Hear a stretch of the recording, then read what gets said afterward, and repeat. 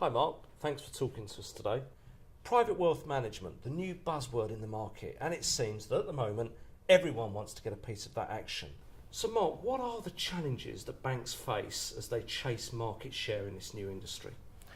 Well, I guess first and foremost, it's not necessarily a completely new industry. Private banking's been around for a long time. I guess one of the key challenges that's happened now is that with the squeeze in other parts of financial institutions, whether it be in the capital market space or whether it be in the retail segment, wealth management and private banking is actually becoming a very profitable part of an organisation.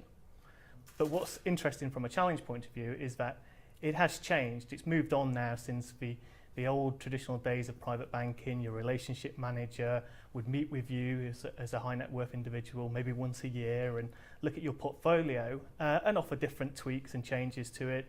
You'd have a glass of wine and you'd move on. And it's long gone of those days now. So it's a real increase in sophistication of those clients. So what's brought this about, Mark? Why are people looking for a new level of sophistication in the service that they want from the banks? I think it's just the increased number of people now who fall into the bracket of high net worth individuals or even mass affluent. And primarily this is grown up through people who are now in that bracket coming through businesses.com, they've made their money, and they've come through that age with a degree of sophistication about what's out there in financial services and the products which are out there. So a much more increased requirement to have sophisticated products, hedge funds, alternative investments. The second thing as well is that these people have grown up in a technology age. So many of them, as I said, have made their money in .com, and therefore they know what they want from a technology point of view, and they want to be able to see that. They want to be able to have transparency of their portfolios. They want to be able to have access to the decisions which are being made on their assets in real time, and not just once a year. That's interesting, Mark. So how are the banks responding to this? What are they doing to bring new technology in?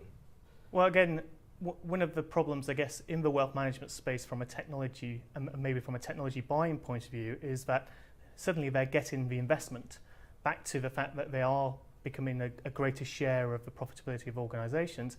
The investment is there suddenly. And maybe some of the people who are in that position within financial institutions haven't had that. Usually they've been the poor man of the IT world and they've had to scrape a little bit off the capital market space or off the retail financial services parts of an organisation. So the maturity of the buying process and the ability for them to select technologies, and let's be honest, there are a lot of technologies out there now. The vendors have cottoned onto this 3 or 4 years ago, and there's a lot of product out there. And we all know that the best salesmen in the world come from a vendor. And so organisations are getting caught into having to buy lots of technology without necessarily having a joined up understanding of how that fits together from an operating model point of view. So is it possible then, Mark, that banks, to get this market share, are investing in lots of technology but not necessarily the right technology? Yeah, that's definitely the case. I mean, one of the things that we're seeing is that they're getting oversold by those vendors, and one of the things that we can try and do here at Capco is to try and help organisations make the right technology investments. I mean, we find that is something that increasingly is out there for a market for us as people try and buy newer technologies. Technology is all well and good though, Mark, but what about the people side?